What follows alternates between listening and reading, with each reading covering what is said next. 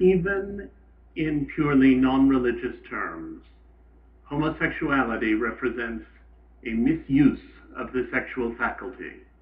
It is a pathetic little second-rate substitute for reality, a pitiable flight from life. As such, it deserves no compassion, it deserves no treatment as minority martyrdom, and it deserves not to be deemed anything but a pernicious sickness. That's from Time magazine in 1966, when I was 3 years old. And last year, the President of the United States came out in favor of gay marriage.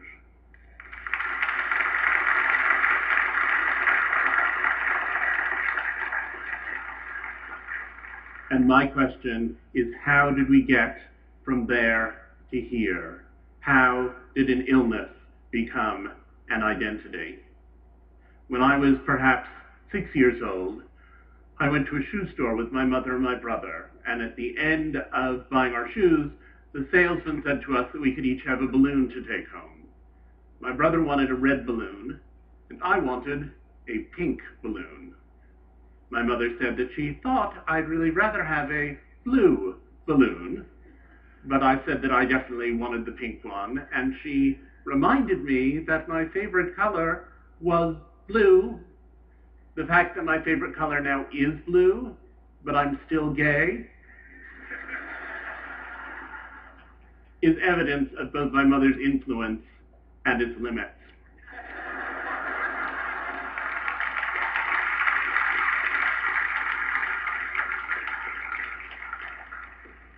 When I was little, my mother used to say, "The love you have for your children is like no other feeling in the world. And until you have children, you don't know what it's like."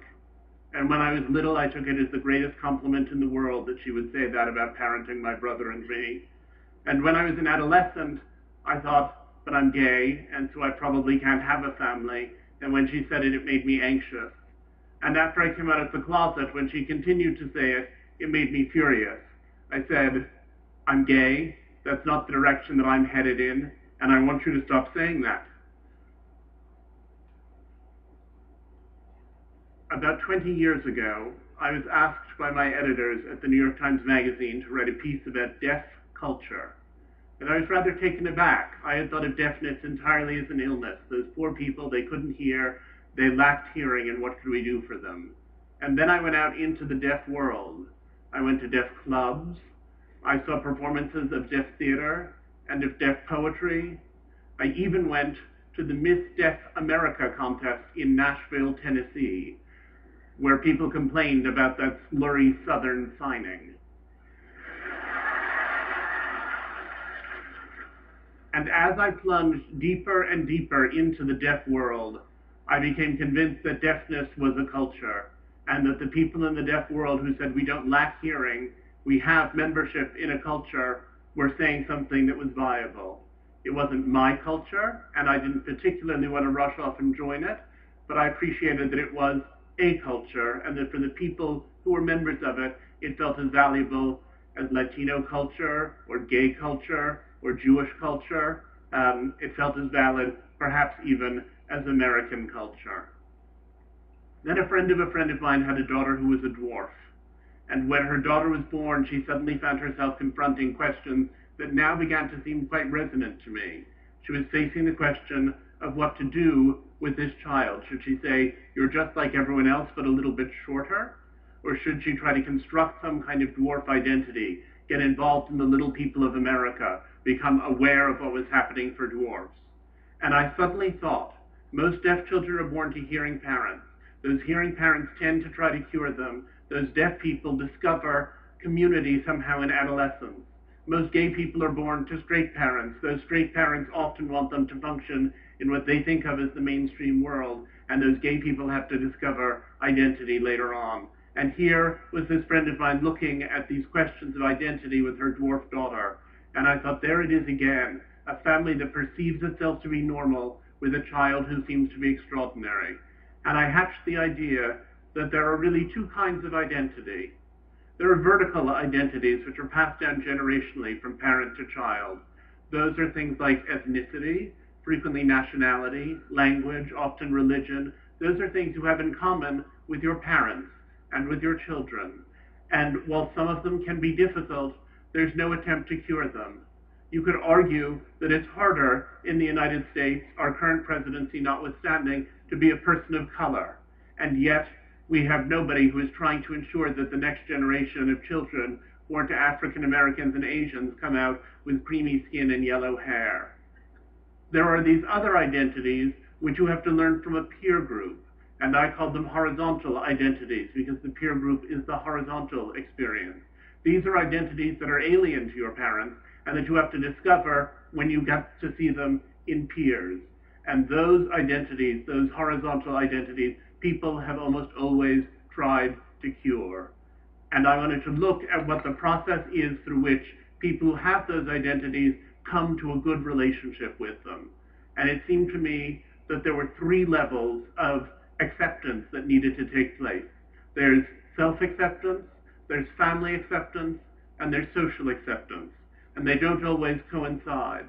And a lot of the time, people who have these conditions are very angry because they feel as though their parents don't love them, when what actually has happened is that their parents don't accept them.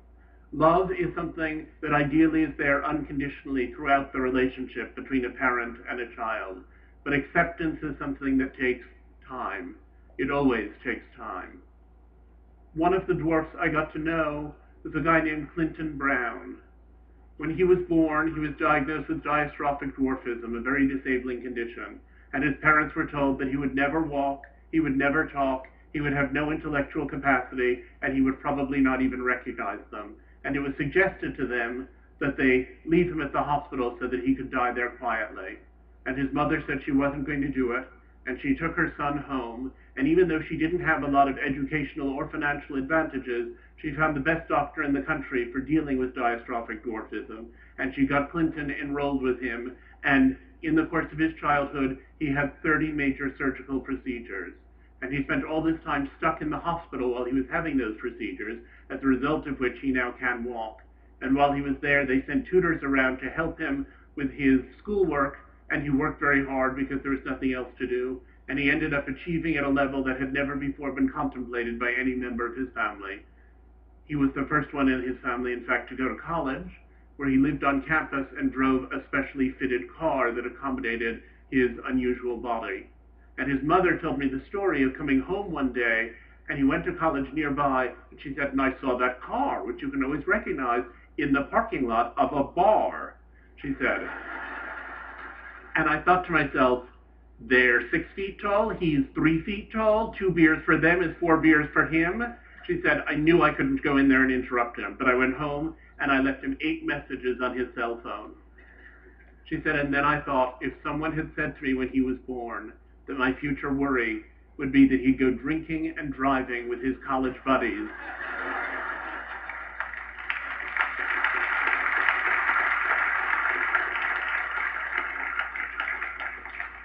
and I said to her, what do you think you did that helped him to emerge as this charming, accomplished, wonderful person? And she said, what did I do? I loved him, that's all.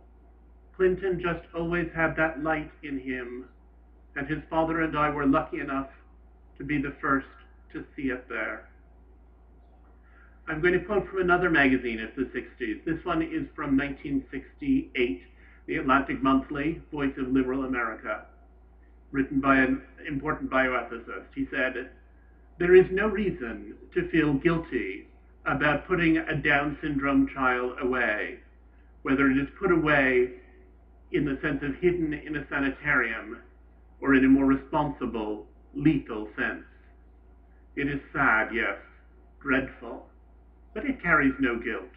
True guilt arises only from an offense against a person, and a Downs is not a person. There's been a lot of ink given to the enormous progress that we've made in the treatment of gay people. The fact that our attitude has changed is in the headlines every day. But we forget how we